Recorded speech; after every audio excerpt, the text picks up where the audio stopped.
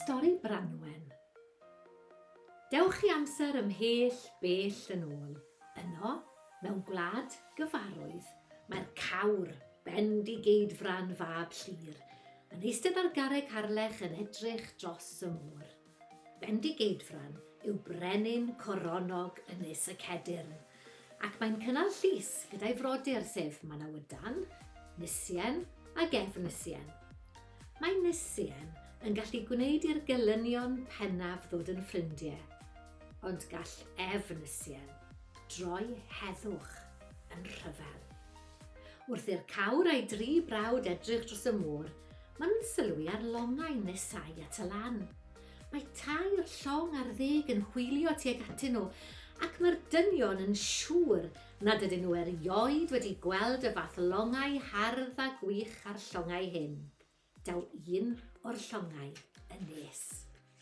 Ac ar ei fwrdd, mae Matholwch, brenin Iwerddon. Mae ganddo neges.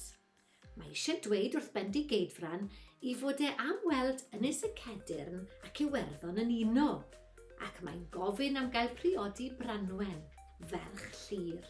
Hi yw chwaer Bendigeidfran, a hi hefyd yw'r ferch harddaf yn y byd i gyd.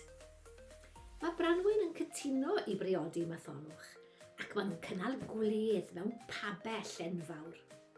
Mae'n rhaid cael pabell, am nad oes yr un adeilad yn y byd i gyd sy'n ddigon mawr i ddal Bendigeidfran. Mae digonedd o fwyd a diod, ac mae pawb wrth ei bodd yn rhannu storïau a chael hwyl. Doedd Efnisien ddim yn ymwneud, ond doedd neb o gwbl wedi sylwi. Mae Efnisien yn gynfeiriog. Dyma Branwen, ei chwaer a'r ferch harddaf yn y byd yn priodi Matholwch, brenin Iwerddon, heb fod neb wedi gofyn iddo fe am ei farn. Yn ei dymer wyllt, mae'n mynd i'r stable at geffylau Matholwch a chyda chyllell fawr, mae'n gwneud niwed ofnadwy iddyn nhw. Cymaint o niwed, nes bod pob ceffyl yn ddiwerth. Daw Matholwch i glywed am beth wnaeth Efnisien i'w geffylau. Mae hyn yn sarhad, gwaeddodd. Alle ddim credu'r peth. Mae wedi cael priodi Branwen, merch mor hardd a hyfryd, ac eto i gyd mae e wedi cael ei drin mor ofnadwy o wael. Does dim amdani, ond mynd yn ôl at y llongau. All Bendigeidfran ddim credu'r peth chwaith. Sut alle ymddeheiro am weithred Efnisien?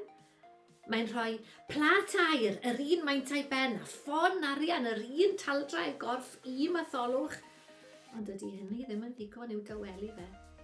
Felly mae Bendigeidfran yn rhoi pair arbennig iddo, crwchan mawr hyd sy'n gallu dod ar meirw yn ôl yn fyw.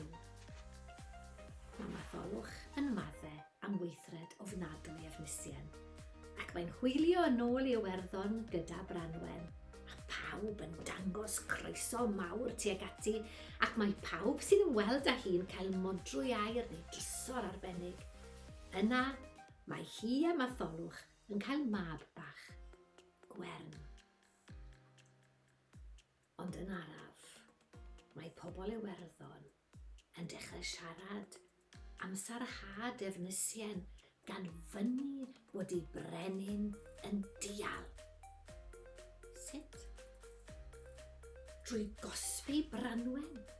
Mae'n rhaid iddi fynd i gegin y castell lle mae'r cigir yn rhoi bwnglist iddi bob dydd. Trian â hi.